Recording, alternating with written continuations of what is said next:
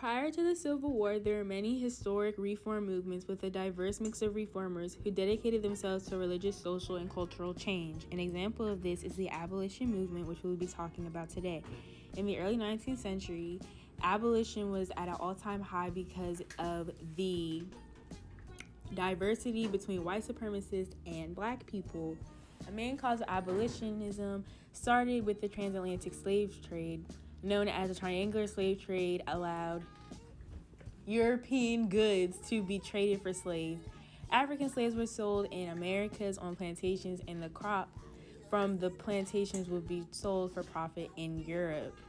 The Slave Trade Act of 1807 abolished the transport of slaves from Africa and prohibited Great Britain from the transatlantic slave trade. The objectives of abolitionists during this time was to find an end to the Atlantic slave trade and set slaves free, and many of the abolitionists at this time were motivated by various religious beliefs.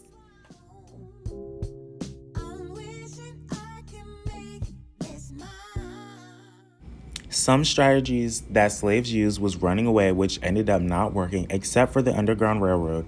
They also were suing for freedom, but they were using non-violent freedom suits, literary protests, anti-slavery speeches, and petitions. Some incited rebellions, which also did not work. Free blacks in the North were used physical confrontation to aid runaway slaves above the Mason-Dixon line.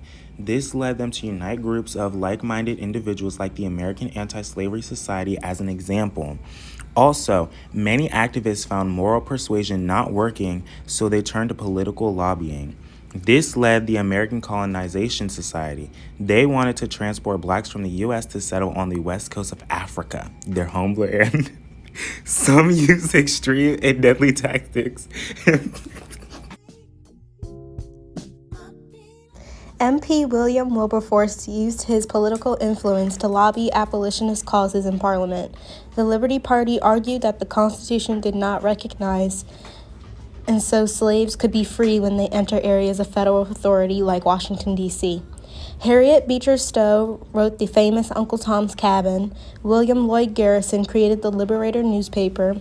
Harriet Tubman assisted in the Underground Railroad, which helped enslaved blacks go to free states. Sojourner Truth advocated for abolitionism and women's rights. Nat Turner led one of the biggest rebellions in American history. And Sarah and Angelina Grimmick fought against the system of slavery after witnessing their father abuse slaves. It's grim.